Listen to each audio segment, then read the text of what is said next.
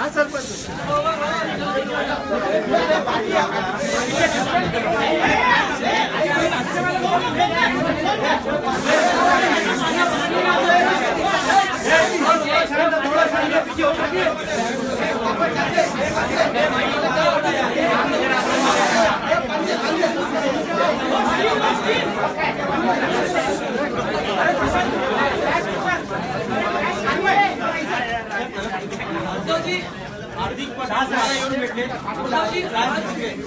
पटेल साहेब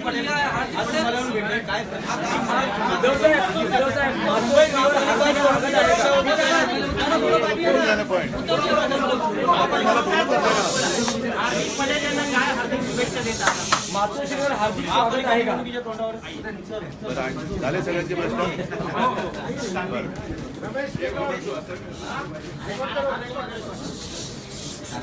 बरं, पहिल्या प्रथम मी हार्दिकचं मातोश्रीमध्ये मुंबईमध्ये हार्दिक स्वागत करतोय, स्वागत केलेलं आहे. आणि गेले काही दिवस किंवा काही महिन्यांपासून हार्दिकची इच्छा होती की मातोश्रीत यावं, बाळासाहेबांचे आशीर्वाद घ्यावे, पण मुहूर्त लागत नव्हता. तो मुहूर्त, तो योग आज जुळून आलेला आहे. आणि मी हार्दिकला सांगितलेले की हार्दिक, खरोखर तू न्याय हक्कासाठी लढतो आहे. न्याय हक्कासाठी लढणं हे आमचं सुद्धा काम आम्ही करतो आहोत. आणि जिथे जिथे आवश्यकता लागेल तिथे शिवसेना असेल, हार्दिक असेल, आम्ही सोबत असू की जेणेकरून गोरगरीब असतील किंबहुना जे अन्यायग्रस्त असतील त्यांना न्याय मिळवून देण्याचं काम आम्ही करू. मला वाटतं याच्या पुढे तुम्ही, हार्दिक भाई आप भी बताओ, आप क्यों यहाँ आना चाहते थे और सारे लोग? देखो, पहले तो ये वीरों की भूमि है और जिस घर में बैठे वो भी एक महान वीर थे मेरे ख्याल से, और पूरा हिंदुस्तान जानता है. ये हिंदुस्तान की आर्थिक राजधानी है और यहाँ जो भी यहाँ से फैसले लिए गए वो पूरी मुंबई और पूरे हिंदुस्तान में अपने सिर पर रखकर माने गए. छत्रपति शिवाजी महाराज की भूमि पर महात्मा ज्योतिबा फुले, वीर सावरकर, डॉक्टर बाबा साहब आम्बेडकर, ये वीरों की भूमि पर आज मैं आया हूँ, प्रणाम करने आया हूँ. और मैंने बाला साहब ठाकरे को, जो मैं नहीं देख पाया था उन्होंने, लेकिन यहाँ पर आकर उनको प्रणाम किया और उनके रूम में जाकर वही सुकून मिला जैसे वो आज भी उनकी हुकूमत के साथ बैठे. हम जहाँ भी अच्छा कार्य होता है अच्छे लोगों के साथ खड़े रहने का पसंद करते हैं. आदित्य भी हमारी उम्र के हैं, शायद हमसे बड़े हो गए, लेकिन अच्छे लोगों के साथ बैठकर अच्छे विचार दूसरों के साथ ले जाना, दूसरों को समझाना, इसीलिए हम यहाँ पर आए थे. पॉलिटिकल विजन दोस्ती में नहीं होता या परिवार में नहीं होता. यहाँ पर जो आए वो दोस्त के नाते आए, प्रणाम करने के लिए आए थे और बड़ों के आशीर्वाद लेने के लिए आए थे, ताकि जो लड़ाई लड़ रहे हैं समाज हित के लिए, सामाजिक परिवर्तन के लिए, और कुछ ऐसा राजनीतिक परिवर्तन जहाँ पर लोगों को न्याय दिला सके, बस इसी के लिए आए थे यहाँ पर. और जहाँ भी जरूरत पड़ेगी हम इन परिवार के नाते इनके साथ खड़े रहेंगे, जहाँ भी जरूरत किसी भी प्रकार की. और मैं बाला साहब ठाकरे का बड़ा फैन हूँ, इसीलिए फैन हूँ कि उनके विचार, उनकी ताकत, उनका जोश, उनका जुनून, जो हर एक युवा दिन के लिए, हर एक हिंदुस्तानी के लिए वो एक बड़ा था. जब वो नहीं रहे तब यहाँ पर लाखों लोग सुनते थे. तब अभी समझ रहा था, पूरे वीडियो देखा यूट्यूब पर, लाखों के लोग, एक था टाइगर. और एक अच्छी बात थी कि कुछ सीखने को मिलता है. अगर लड़ाई लड़नी है लंबी, वो कहते थे लोकशाही और ठोकशाही, तो मुझे बहुत अच्छा लगता है वो. और उनके आदर्श पर, उनके पैरों से चलने का मुझे जो सुकून मिला यहाँ पर आकर अच्छा लगा. इलेक्शन में राजनीतिक मंच पर आप नहीं जाएंगे? मैं यहाँ पर आया हूँ आशीर्वाद देने के लिए, और यहाँ पर जितने भी लोग हैं, चाहे वो गुजराती समाज हो, मराठा समाज हो, सब दोस्त हैं हमारे. और उनसे मिलना, चाहे वो इलेक्शन लड़ते हो ना लड़ते हो वो अलग चीज़, लेकिन उनसे मिलना वो पॉलिटिकल इश्यू नहीं होता. उनसे मिलकर कुछ अच्छा करना, मैंने पहले भी कहा, अच्छे विचारों को आगे ले जाना वो पॉलिटिकल इश्यू नहीं होता. वो अच्छे लोगों की विचारधारा है, उसको दूसरों के साथ ले जाना ये पसंद करते हैं.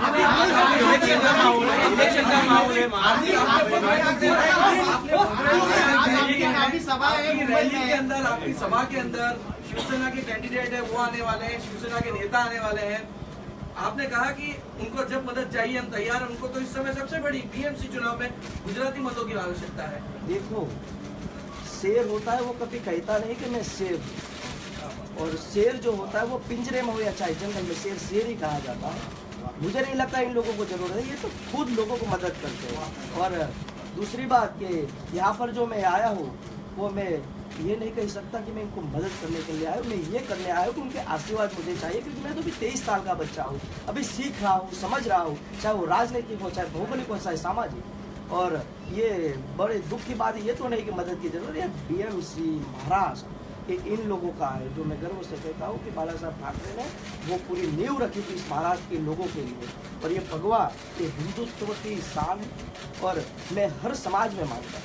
मैं यहाँ पर बैठ कर ये नहीं कह सकता कि हिंदुत्व का भगवा मैंने पहना है तो गलत। ये संस्कार है, हिंदू वो धर्म है, हिंदू वो संस्कृति है, और इसको साथ रखकर जब हम मंदिर में जाते हैं तो रामचंद्र भगवान को प्रणाम करते हैं या माँ अम्बे को प्रणाम करते हैं, तो हिंदू भगवान उनके साथ है। आपकी विरोधी बीजेपी है, शिवसेना की विरोधी भी बीजेपी है, क्या इस विरोधी को खत्म करने के साथ आएंगे फिर? मैं भय मुक्त शासन चाहता हूँ, और ये शासन चाहे कोई भी हो, लेकिन जो भगत सिंह ने जो विचारधारा थी, जो आज़ादी की विचारधारा थी, वो आज़ादी के लिए हम लड़ रहे हैं। और समाज के लिए लड़ना कोई गुनाह नहीं होता, और वो व्यक्तिगत गुनाह नहीं है। देखो, हम भाजपा के खिलाफ खुलकर इसलिए लड़ रहे हैं क्योंकि उन्होंने हमारे 14 बच्चों की हत्या की है, हमारे लोगों पर देशद्रोह। देखो, मैं गुजरात का हूँ और मुझ पर 2 देशद्रोह के केस लगे, हिंदुस्तान के अंदर, गुजरात के अंदर 2 देशद्रोह के केस। इन लोगों के सामने लड़ रहे हैं जो हमें खत्म करने का प्रयास कर कि आपकी मदद कर, ये कह रहे कि आपकी सियासी लड़ाई में मदद करेंगे, ये गुजरात में भी भाजपा खत्म करने की प्रण इन्होंने लिया है। क्या आप गुजरात चुनाव में या फिर शिवसेना किस तरह से इनकी मदद करेगी इनकी भाजपा खत्म करने की? मुझे लगता है कि हार्दिक ने सारी बातें स्पष्ट रूप में आपके सामने रखी है। पहले तो हार्दिक जी यहाँ आए हैं और मैंने कहा कि राजनीति तो चलती रहेगी, लेकिन अब अपना रिश्ता और अपनी जो दोस्ती है वो कायम रहेगी। और पूरी दुनिया जानती है कि अगर हमने किसी को दोस्त माना तो हम दोस्ती निभाते हैं जब तक वो दोस्ती ना तोड़े। और इसलिए मैं मानता हूँ कि हार्दिक बहुत अच्छा काम आप कर रहे हो। जहाँ भी मैं पता नहीं आशीर्वाद देने जितना तो मैं बड़ा नहीं हूँ, लेकिन जहाँ भी आपको लगे कि यहाँ आप आना चाहते हो बिल्कुल आ जाना, ये अपना घर है। और सिर्फ राजनीति के लिए ही लोगों को इकट्ठा आने की आवश्यकता नहीं होती, समाज के लिए, देश के लिए हम आए हैं, और जो भी हमारी नीति है देश के लिए हम आगे लेके जाएंगे। गुजरात चुनाव में क्या आप हार्दिक पटेल का जो है वहाँ पर इस्तेमाल करेंगे? महाराष्ट्राच्या बाहेर आता आम्ही निवडणुका लढवायला लागलेलो आहोत। याचं कारण असं की यापूर्वी आम्ही महाराष्ट्राच्या बाहेर निवडणुका लढवत नव्हतो। ठीक आहे, बऱ्याच वर्षांनंतर नवीन एक सुरुवात केलेली आहे। गोव्यामध्ये आम्ही लढतो आहोत, उत्तर प्रदेशमध्ये आम्ही लढतो आहोत। गुजरातमध्ये जर का तिथल्या लोकांना आवश्यकता वाटली तर शिवसेना गुजरातमध्ये सुद्धा निवडणूक लढेल।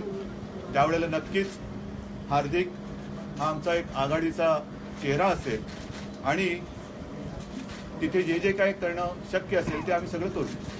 आप एक बात बताएं, जब आप यहाँ पर आए आपने कहा कि आप बाला साहब के आशीर्वाद लेने आए हैं और उनको नमन करने आए हैं। बाला साहब ने अपनी पूरी जिंदगी में कभी भी जाति आधारित आरक्षण का समर्थन नहीं किया। आप जाति आधारित आरक्षण मांगते हैं, क्या एक क्लैश ऑफ इंटरेस्ट नहीं है? देखो, विचारधारा अलग अलग शायद हो सकती है, क्योंकि जब उनकी लड़ाई थी तो वहाँ का माहौल भी इस प्रकार का था। आज जब लड़ाई लड़ने निकले तो सारे पासे देखे जाते हैं। गुजरात के अंदर नहीं, पूरे देश के अंदर, यहाँ पर भी मराठा आंदोलन है, गुजरात के अंदर पाटीदार आरक्षण है, गुज्जर और जाट। ऐसा वक्त आ गया है कि लोगों को जरूरत पड़ेगी। वो समय था, आपको मालूम नहीं होगा, जब मंडल की रचना हुई तो उसी वक्त हमने भी विरोध किया, लेकिन तब समझ नहीं थी। जब जो बुजुर्ग वो किसान मेहनती थे, लेकिन ना समझ देखो, सारी जमीनें चली गई, ऐसा वक्त आ गया, जॉब हो, शिक्षा हो, भ्रष्टाचारी सारी चीजें आ गई, और इसी के लिए मांग रहे हैं। और आरक्षण व्यवस्था कोई गलत व्यवस्था थोड़ी ना, देश के बंधारण ने दी हुई एक व्यवस्था, और इसी के आधार पर लोग चलते हैं। हमने पहले भी कहा था, आरक्षण के मुद्दे पर भी हमारी बातचीत हुई, सारे विपक्ष हम लोगों ने सवाल भी रखे उन पर, उन्होंने जवाब भी दिए। अच्छी चीज़ है आरक्षण व्यवस्था को, लेकिन सही तरीके से उसे लागू होनी चाहिए, मंडल की सिफारिश से लागू होनी चाहिए, तब जाके देश एक अच्छे पैमाने पर एक अच्छी जगह पर जाएगा। एक सोने की चिड़िया कहलाएगा, विश्व गुरु कहलाएगा। राजनीति में शास्त्र में कहा जाता है दुश्मन का दुश्मन दोस्त होता है। आज ये मुलाकात क्या ये मान के चले कि राजनीति में दुश्मन के दुश्मन को दोस्त बनाने की रणनीति है? सर जी पहले तो हमारी दुश्मनी बनी ही नहीं है, हम तो पहले से ही दोस्त थे। जब से हम नहीं, मैं कह रहा हूँ आप समझिए क्या दुश्मन है, दुश्मन के दुश्मन को दोस्त बनाया जाता है, ये युद्ध शास्त्र का नियम है। आप उसे राजनीति में लागू करने की कोशिश तो नहीं कर रहे, क्योंकि बीजेपी आपका भी विरोधी है और उनका भी विरोधी है। नहीं, जिस तरह से बात आप करते इतनी चाणक्य मैंने नहीं पढ़ी कि दुश्मन का दोस्त है वगैरह वगैरह, लेकिन मेरे लिए अच्छे दोस्त थे और इस दोस्ती को मैं कायम निभाना चाहता हूँ। ऐसे लोगों से लड़ाई लड़ना चाहता हूँ जो लोगों का शोषण करते हैं, लोगों को डराना चाहते हैं। मैंने पहले भी एक शॉर्ट में कह दिया कि हमें भय मुक्त शासन चाहिए। उद्धव जी कल सीएम साहब ने कहा कि सरकार बनी रहेगी और आपका साथ भी मिलता रहेगा, तो क्या ये लड़ाई फ्रेंडली मैच तक ही रहेगी? नोटिस पीरियड पे चली सरकार, मानायला काय हरकत नाही।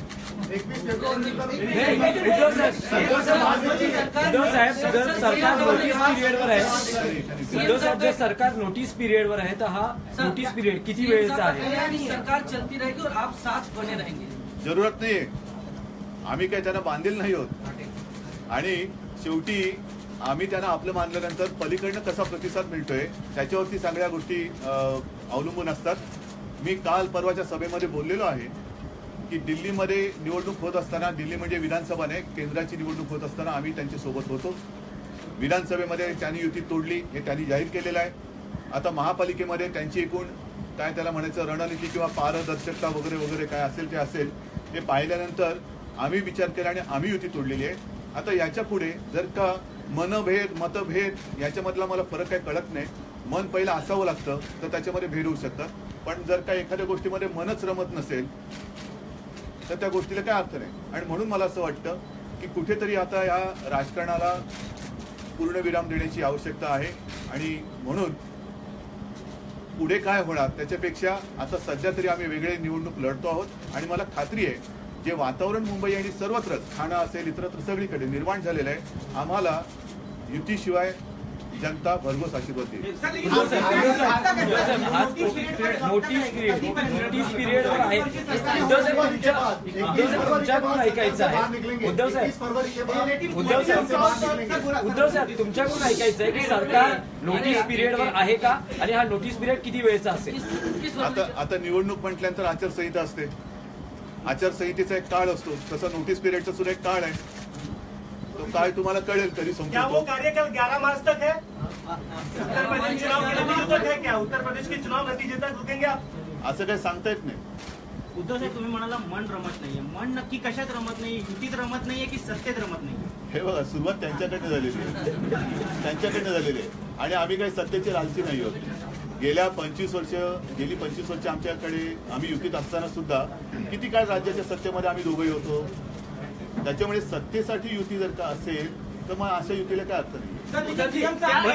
उद्धव साहेब अशा वेळेस महाराष्ट्रातली परिस्थिती अस्थिर होऊ शकते। शिवसेना ने फैसला कर लिया है कि महाराष्ट्र के बाहर कहीं भी चुनाव होगा तो बीजेपी के खिलाफ अभी शिवसेना चुनाव नहीं, बीजेपी के खिलाफ क्यों? हमारा गठबंधन पहले तो था ही नहीं महाराष्ट्र के बाद। याचा अर्थ असं नाही की आम्ही कोणाच्या विरुद्धच लढतोय, शिवसेना म्हणून आम्ही लढतोय।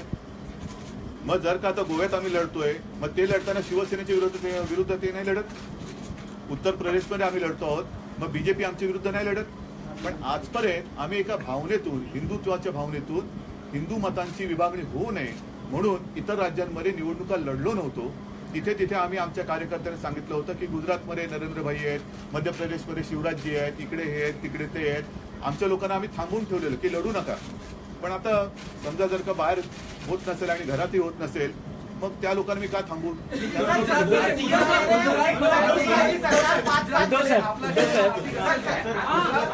आपला चेहरा अधिक असेल काय?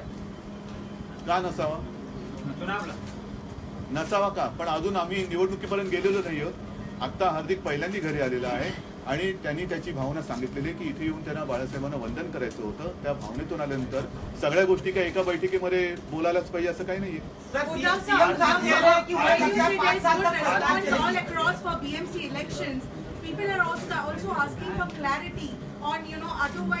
कसली क्लॅरिटी?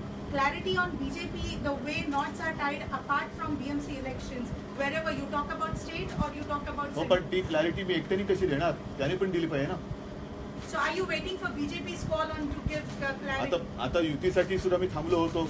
त्याच्यानंतर मग एक क्षण आला की मला वाटलं बाबा आता याच्या पुढे थांबता येणं शक्य नाही, तसं क्लॅरिटी बद्दल त्यांच्याकडनं सुद्धा येऊ द्या. उद्धव साहेब मला वाटतं उद्धव साहेब एक प्रश्न आहे की आता उद्धव साहेब युती तुटल्यानंतर आता महाराष्ट्रात भाजप सरकारला त्याच्या अस्तित्वासाठी काही धोका आहे का?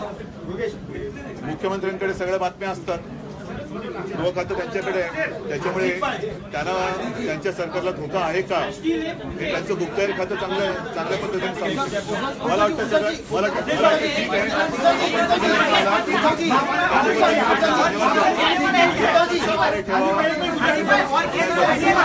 आहे.